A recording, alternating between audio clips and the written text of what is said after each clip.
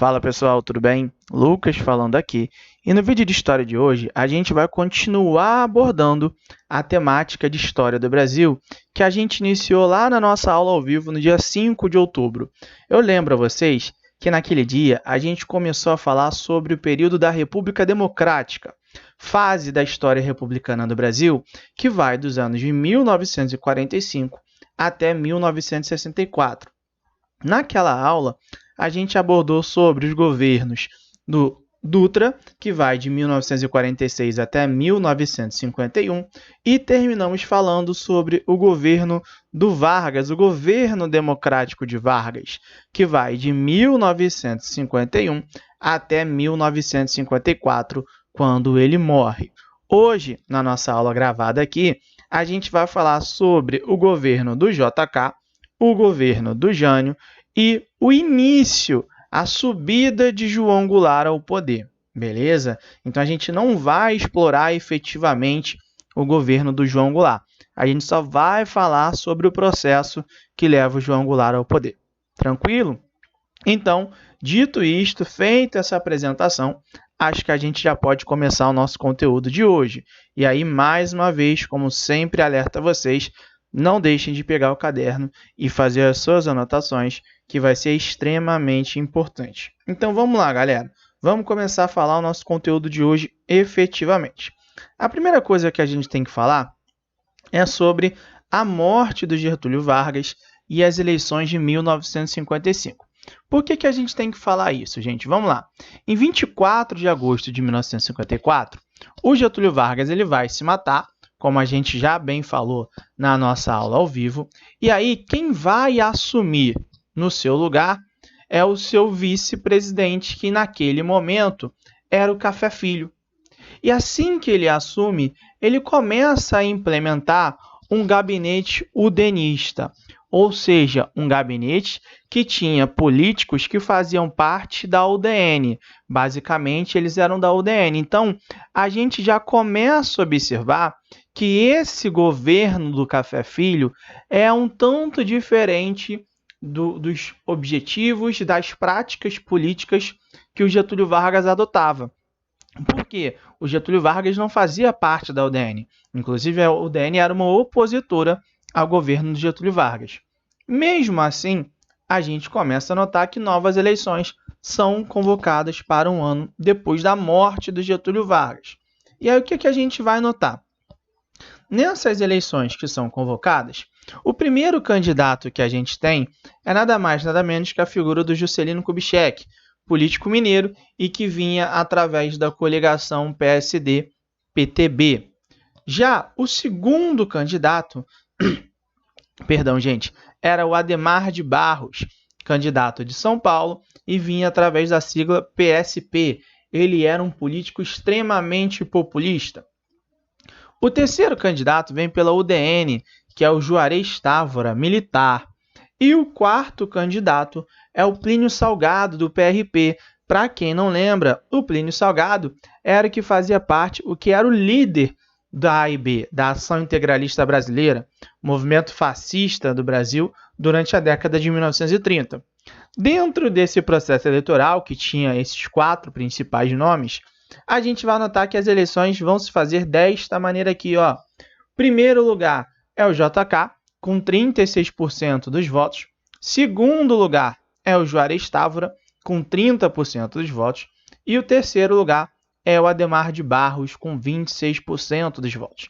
Vocês podem perceber aí que o Plínio Salgado não está nessa listagem aí porque a porcentagem de votos dele foi muito reduzida. Baseado nisso, quem ganha as eleições presidenciais, quem seria o próximo presidente do Brasil, seria nada mais, nada menos que a figura do JK. Então, o JK passaria a comandar o Brasil a partir de 1956. Qual foi o grande problema, então, gente? Vamos lá. O grande problema é que a oposição do JK começa a alegar que a vitória dele foi uma verdadeira mentira democrática. Aí você deve estar se perguntando, por que eles estão alegando isso se teve eleição? Vamos lá, então, às justificativas deles. Eles alegavam o seguinte, que JK ganhou apenas por uma pequena margem, não por uma maioria absoluta, ou seja, porque ganhou com 36% contra 26% e 20% do outro.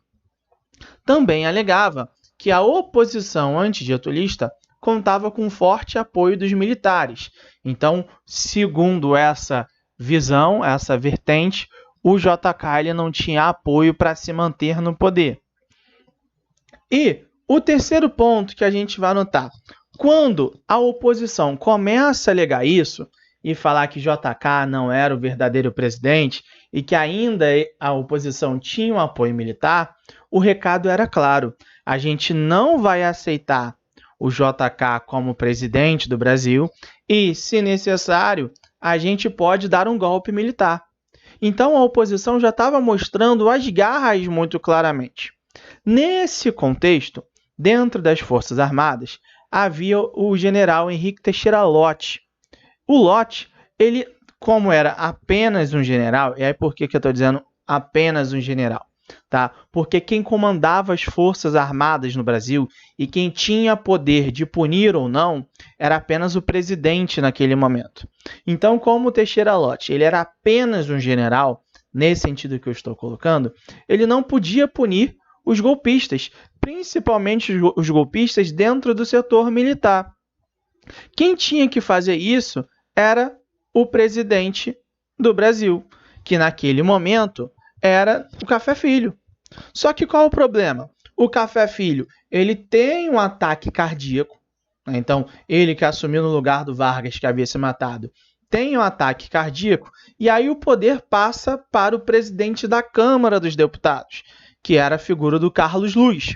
O Carlos Luz ele tinha como obrigação punir, então, os golpistas. Só que o que a gente vai observar?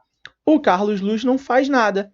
Por quê? Começa a se acreditar, então, que o Carlos Luz concordava com a prática dos golpistas e buscava se manter no poder através dessa ação que seria adotada para impedir que o João Goulart... Eita, quase não sai, gente, perdão. Que o Juscelino Kubitschek assumisse a presidência do Brasil. Então, ele começa a deixar rolar as coisas. O que o general Teixeira Lott, então, vai fazer? Ele vai dar um golpe preventivo para manter a legalidade. Como assim um golpe preventivo? Ele vai dar um contragolpe, vamos dizer dessa maneira. Então, ele vai nada mais, nada menos que tirar o Carlos Luz do poder. Aí, quando ele tira o Carlos Luz, ele empossa o Nereu Ramos, que foi o presidente, que era o presidente do Senado. O Nereu Ramos iria sustentar na presidência do Brasil até o momento de subida do JK, e o Teixeira Lott começava a punir, a prender todos os golpistas. Então ele conseguia evitar um golpe militar vindo ao Brasil. E aí dessa maneira ele também conseguia manter a legalidade no país.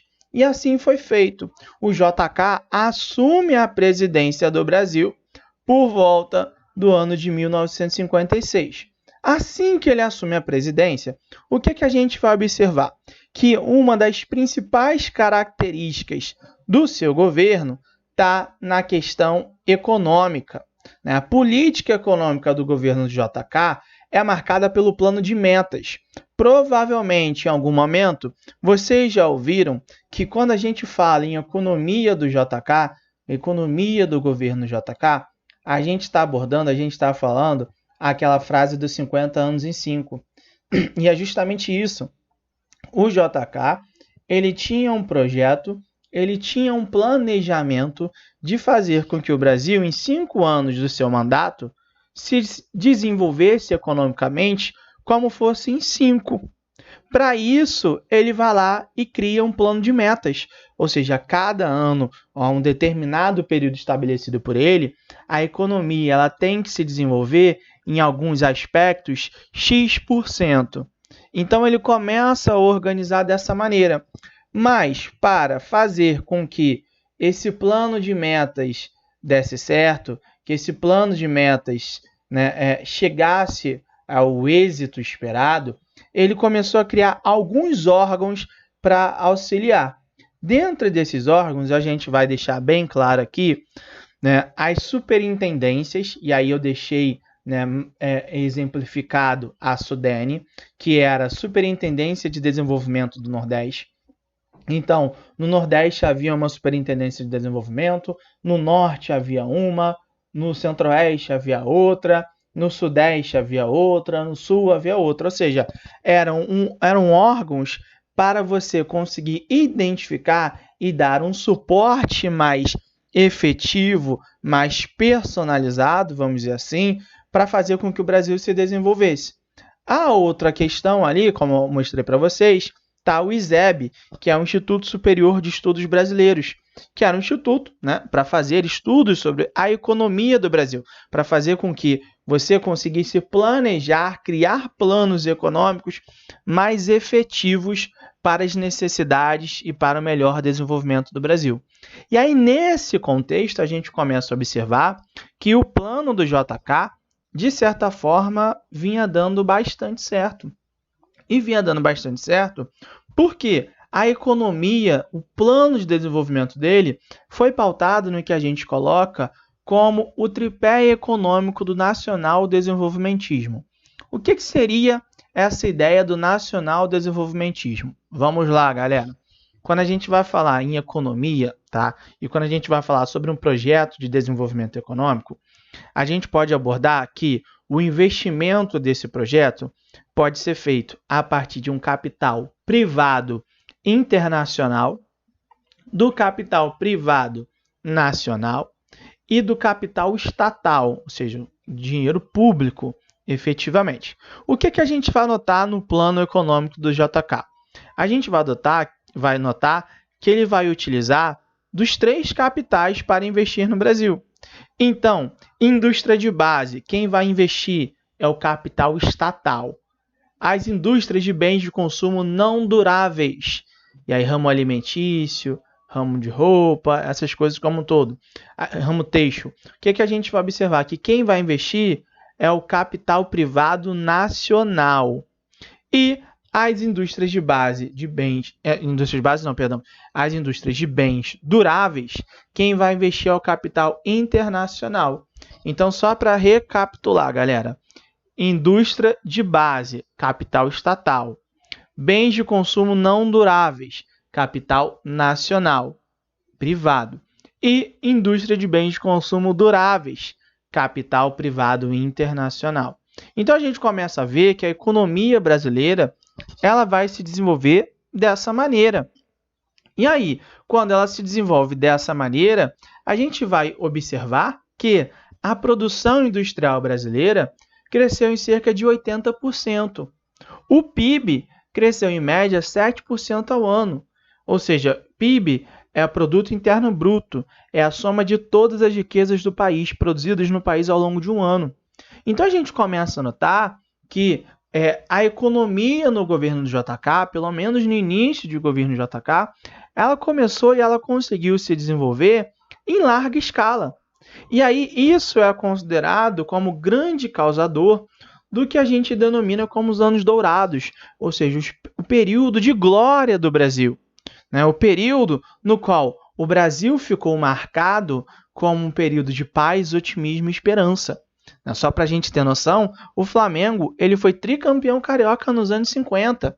Então isso mostra para a gente, né, como de fato havia um período de paz, otimismo e esperança, né? Então a gente nota que o Brasil estava se desenvolvendo. Porém, o maior símbolo do desenvolvimento do Brasil, se é que a gente pode pensar desta maneira naquele contexto, pelo menos para o JK foi nada mais nada menos que a construção de Brasília, que foi inaugurada em 1961 e passou a ser a capital do Brasil no lugar do Rio de Janeiro. Brasília foi um projeto político do JK, né? Havia um interesse de mudar a capital, sair do Rio de Janeiro e ir para Brasília, que foi construída. É uma cidade planejada, isso a gente tem que falar.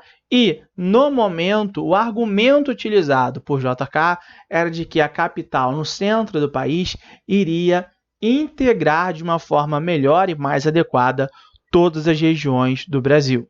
A gente nota, repara só, que aí tem a imagem do que a gente chama do plano piloto de Brasília. Esse é o plano de construção de Brasília, no qual, se a gente puder observar, se a gente notar, a gente vai ver que tem um formato, né, de um avião, né? Então, ao centro estão as partes mais importantes do Brasília, e aí, quando a gente vai se afastando desse centro, a gente vai vendo que ali é aquela região que a gente conhece como as asas, asa sul e asa norte, que hoje são as regiões menos desenvolvidas. Quanto mais afastadas do centro de Brasília, menor é o desenvolvimento dessas regiões. Então, a gente nota que, nesse contexto, começa a ocorrer um desenvolvimento muito forte da economia brasileira. E esse desenvolvimento, né, essa questão dos anos dourados, faz com que a gente observe que o modo de vida, né, o modo de comportamento do brasileiro, pelo menos de uma classe média e de uma classe alta, começa a se alterar.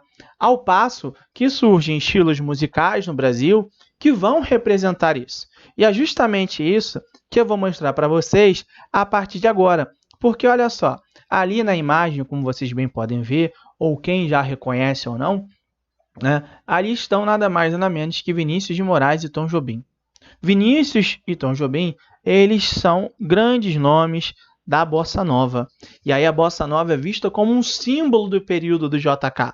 Porque as músicas elas vão tentar mostrar ou elas vão abordar o modo de viver que agora era diferente. O cara vai à praia de carro e aí ele fica vendo o mar. Ou seja, isso, obviamente, para uma classe média alta, né? Então, a gente vai notar justamente isso. E aí a Bossa Nova virou um grande símbolo da música brasileira. Vamos prestar atenção rapidinho aqui na música que eu vou colocar para a gente ouvir. Vamos lá, galera.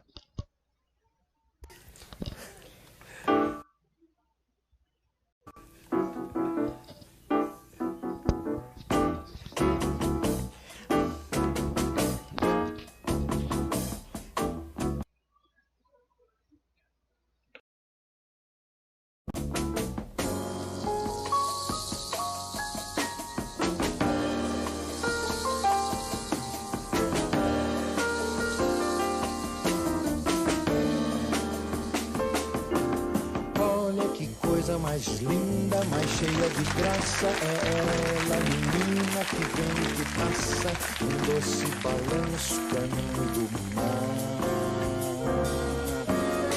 Moça do Porto Dourado, do sol de Ipanema, o céu balançado é mais que um poema, a coisa mais linda que eu já vi passar.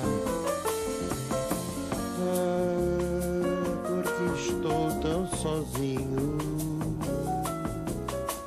Ai, porque tudo é tão triste. Ai, a beleza que existe, a beleza que não é só minha, que também passa sozinha. Ah, se ela soubesse que quando ela passa, o mundo inteirinho se enche de graça e fica mais lindo por causa do amor, por causa do amor, por causa do amor.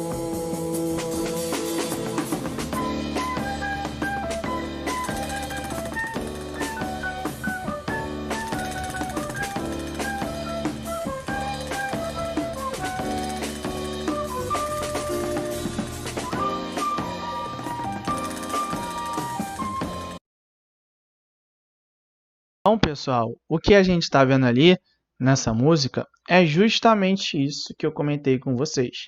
A gente está notando que, nesse período, o modo de vida do brasileiro está se alterando. Então, ele está mostrando claramente, né, essa nova concepção, esse novo comportamento. Então, a gente nota justamente isso, né, como um novo modelo de Brasil. A grande questão é que esse novo modelo de Brasil ele vai entrar em choque, vamos dizer dessa maneira, a partir do momento em que a economia, durante já o governo do JK, começa a entrar em declínio. E essa economia ela começa a entrar em declínio muito por conta do processo de construção de Brasília. Para construir Brasília, o Brasil teve que se endividar. E aí, além desse endividamento, começam a surgir denúncias muito fortes em relação a casos de corrupção na construção de Brasília. Vai ser nesse contexto de fim do governo do JK, vai ser nesse contexto de processo de eleições que um personagem que a gente já falou na nossa aula ao vivo vai se destacar.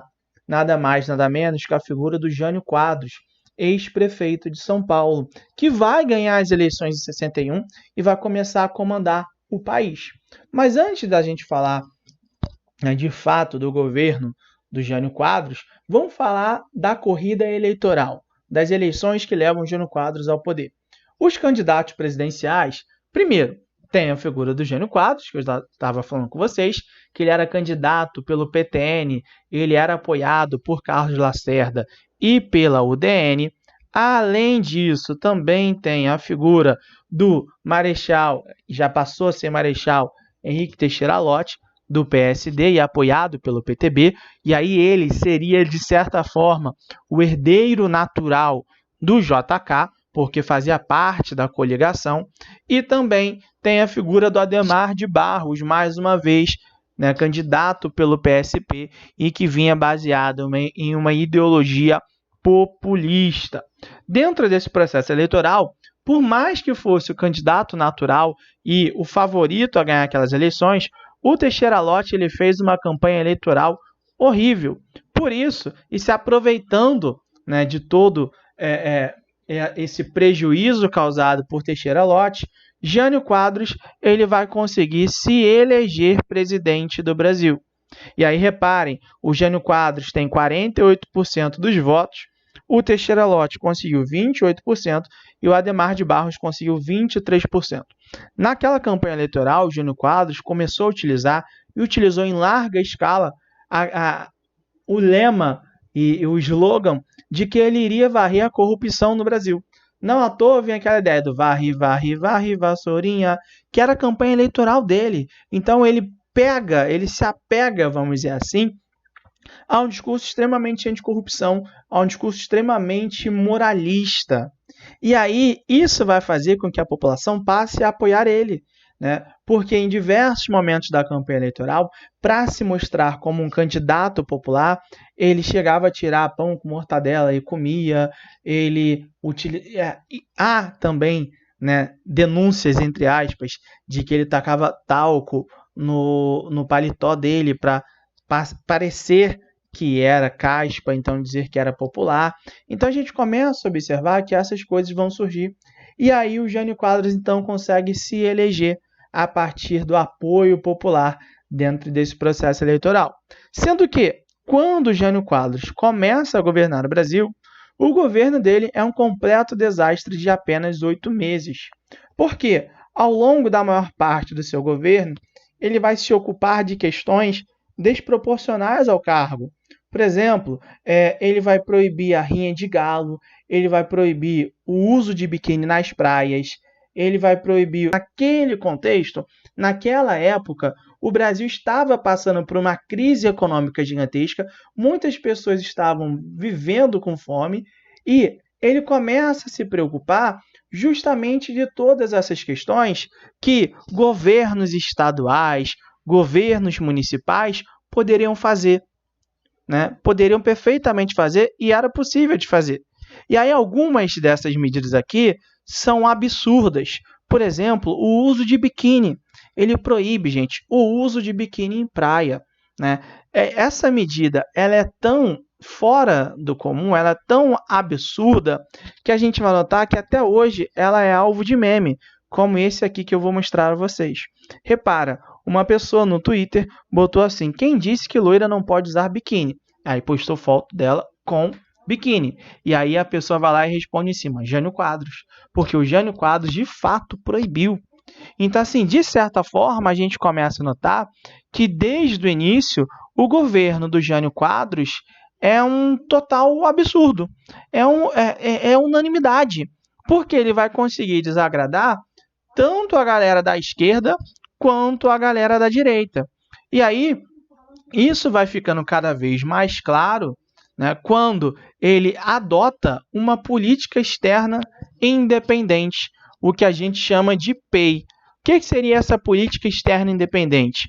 Seria a ideia de um não alinhamento automático, porque assim que o Jânio Quadros assumiu o poder, né, o mundo estava passando pelo período que a gente conhece como de Guerra Fria.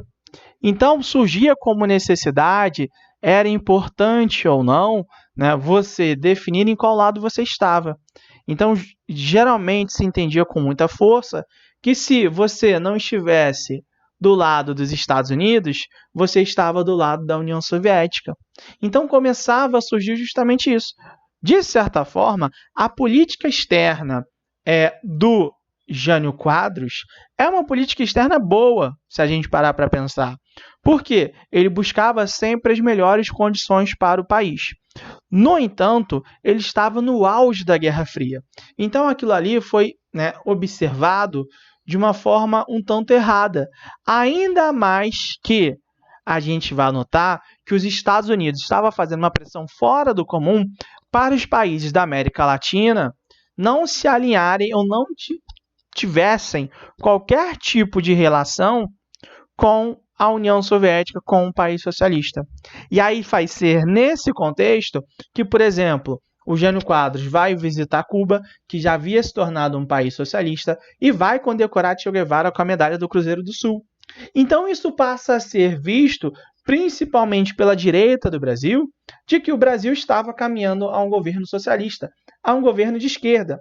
Assim, pensar isso era algo totalmente fora do comum, era algo que era totalmente fora do eixo. Então, a gente começa a observar justamente essas questões que vêm vindo ao longo do governo do Jânio Quadros. E aí, para completar a situação, o Jânio Quadros já havia pego uma situação de crise econômica. E aí, crise econômica baseada em uma inflação.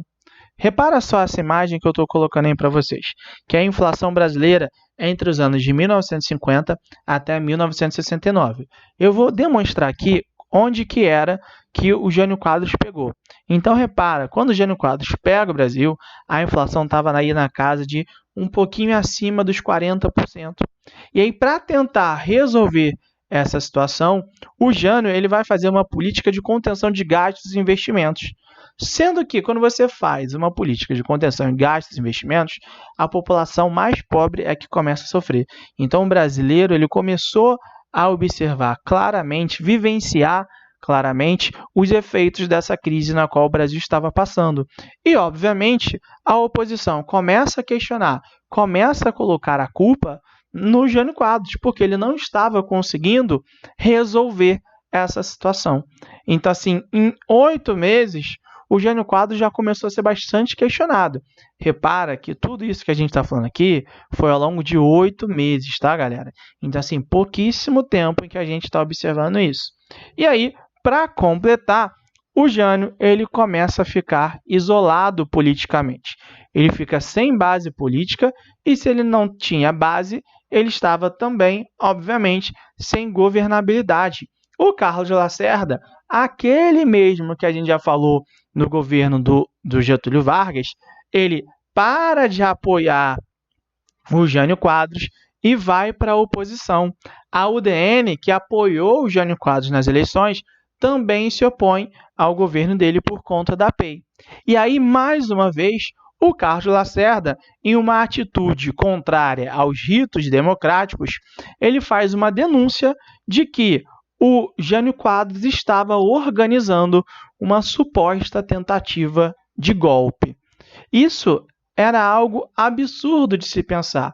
Mas, como o Carlos Lacerda era o governador do estado do Guanabara e ele era um jornalista já conhecido e renomado, essa denúncia começa a ganhar uma repercussão. E aí, um dia depois, no 25 de agosto de 1961, o Jânio Quadros renuncia. Ele escreve uma carta, né, e essa carta a gente geralmente diz que foi uma forma de falar assim para o povo, ó, estou renunciando, mas se vocês quiserem que eu fique, eu fico, né? Só que se essa foi a intenção, não deu muito certo, porque o Jânio Quadros escreveu a carta de renúncia e aí, após escrever sua carta de renúncia, ele de fato teve que sair do poder. E no lugar dele, quem viria a assumir, tá? Quem viria a assumir foi o seu vice-presidente, que era o João Goulart. João Goulart, ele, assim que sai a notícia da renúncia, ele estava em uma comitiva na China. A China, que já era socialista desde 1949 e era comandada por nada mais, nada menos que o Mao Tse-tung. Esse retorno, essa notícia, de que o João Goulart deveria assumir a presidência foi algo totalmente inesperado. Então ele teve que organizar rapidamente a sua volta, sendo que, o João Goulart, ele era um cara que era acusado de que iria implementar uma república sindicalista e comunista no Brasil. Dessa forma, então, ele era um risco à segurança nacional do país. Por isso, assim que ele volta ao Brasil e ele estava chegando, o João Goulart é proibido de assumir a presidência do país através da figura dos militares. Então, os militares proíbem, não deixam, porque ele iria implementar o comunismo no Brasil. Ele era associado com Cuba, associado com a China, eram discursos, eram as denúncias que faziam. Na prática, a gente observava que o João Goulart ele não era ligado a isso efetivamente e que ele também não iria implementar uma república comunista. Mesmo assim, ele foi proibido. Ele não pôde sair do avião no Rio de Janeiro. E aí, nesse sentido, quem vai entrar em cena vai ser a figura do Leonel Brizola, que naquele momento era governador do estado do Rio Grande do Sul e era cunhado também, do João Goulart. O Brizola ele vai fazer o que a gente chama da campanha pela legalidade. Então, ele vai ser o grande líder na tentativa de solução e, mais importante ainda, na tentativa de se fazer com que o João Goulart assumisse de fato a presidência do país. E aí, o que a gente vai anotar, então? Que o Leonel Brizola ele vai liderar essa campanha. O Brasil esteve correndo o risco de entrar numa guerra civil. E aí a gente vai notar que a solução encontrada vai ser a adoção do parlamentarismo. Então, o João Goulart assumiria a presidência do país, mas o Brasil se tornaria uma república parlamentarista, pelo menos até o ano de 1965. Nesse sentido, quem vai ser eleito como primeiro-ministro, ou seja, quem vai governar o Brasil a partir de então, vai ser a figura do Tancredo Neves. No entanto, a gente vai notar que o parlamentarismo não vai dar muito certo. E aí, em 1963, o João Goulart vai assumir de fato a presidência, o comando do Brasil. No entanto, esse assunto do governo do João Goulart é um assunto para a próxima aula. Por hoje, a gente já falou bastante e a gente vai ficando por aqui. Até a próxima, pessoal. Um abraço para todo mundo. Tchau, tchau.